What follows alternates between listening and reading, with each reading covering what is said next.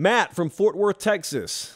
Folks like you were fine when other coaches were doing it, but now since it's Deion, it's wrong? Nah. That's Matt's sign off there. Nah.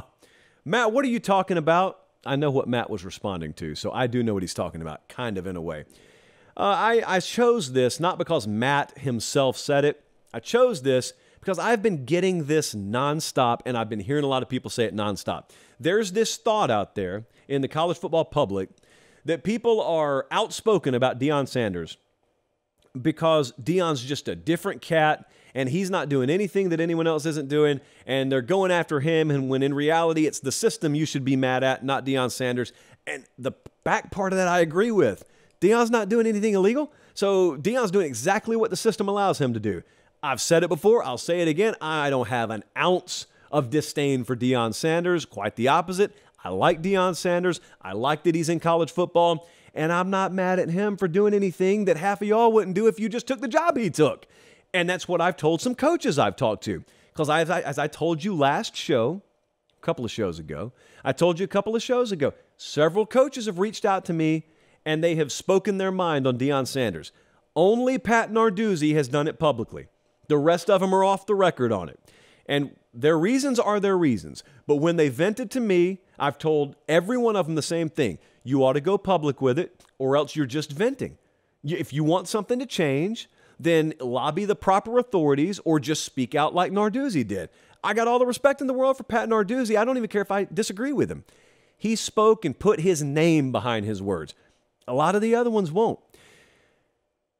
I've been echoing that sentiment, okay? So where this response was born from is our great social team took a clip from a segment I did a couple of weeks ago where I said a lot of coaches have been reaching out to me talking about Deion and the portal and overturning an entire roster and how they don't think that's what college football should be. And they just really don't like Deion, which a lot of them don't, candidly. And I said, I think some of them are jealous of him. I think some of them legitimately have concerns. I think some of them don't like him personally. And I think some other ones just are upset with the system and they are kind of misplacing their anger on Deion Sanders. Well, here's what happened. People didn't actually listen to the video. They saw a video. They assumed I'm hating on the dude. And so they come in the comment section with comments like Matt's. Because if you've actually listened to what I've said, I dare you, Matt, I'll give you a paycheck. If you go find me criticizing Deion Sanders, period, much less disproportionate to any other coach, you won't find it, brother, but I challenge you to go try. I'm not criticizing him. You want to criticize something, you can criticize the system, but until the system is fixed, like, what would you do, Matt? You go and you're the head coach at Colorado, and this is afforded to you. This opportunity is afforded to you. What would you do? You would look at a room full of kids that just went 1-11, have the opportunity to replace them with better pieces, and you would say, I'll pass. This is not a charity. They're paying you to do a job. And the job is to do everything within the rules to put the best team possible on the field. So if you're telling me that rules or no rules, out of the kindness of my heart, I would opt not to overhaul the roster. You're either lying or you're about to be sitting right back up in the stands buying a ticket because you're not going to be employed for very long with that mentality.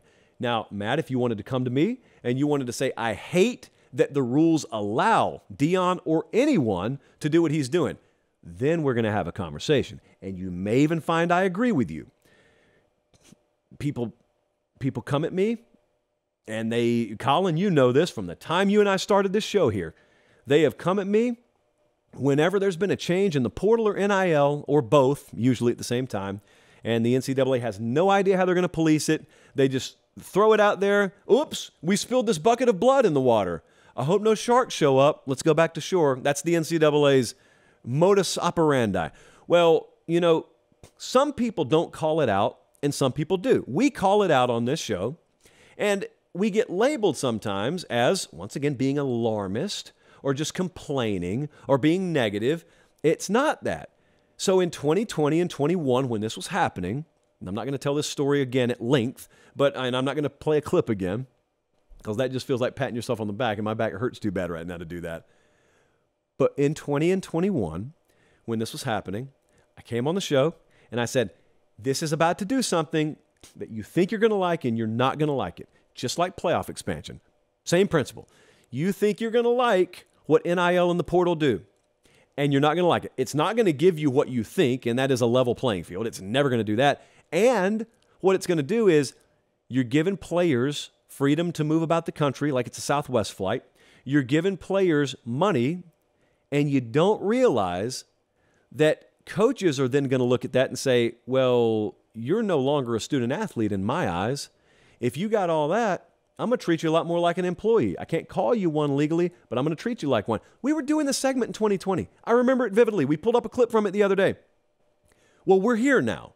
We're here. So what I don't have time for is a lot of people who bang the drum, NIL, portal, yes, portal for all, NIL for all, and then listen to me say what I said and said, oh, psh, boo. But then we fast forward 3 years, and then they want to claim I'm hating on Deion Sanders. I'm not hating on Deion Sanders, nor are a lot of people who are mistakenly hating on him. They're hating on the system that was allowed to be put in place without any ability to properly police it. That's what's got them angry. Just the transfer portal doesn't have a face. NIL doesn't have a face. Deion's got a face, and he talks out of it a lot, and that's what rubs a lot of them the wrong way. Let me address one other thing, and this is it's kind of a sidebar, if you will. So in the comments on that video, let me set you straight on something. A lot of you came in there and said, oh, all these coaches who don't like Deion Sanders, it's a race thing. It's because he's black. More than half the coaches I talked to about that were black.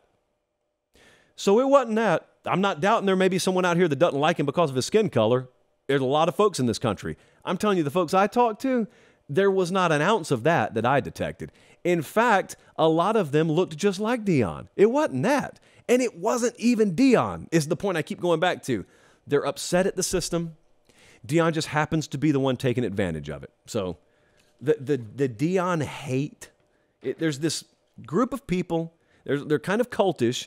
They just roam the internet, and anyone who says anything about him, they don't actually listen to what is said. They just say, hater. Am I really? Really? Is that what we're doing? I don't think so.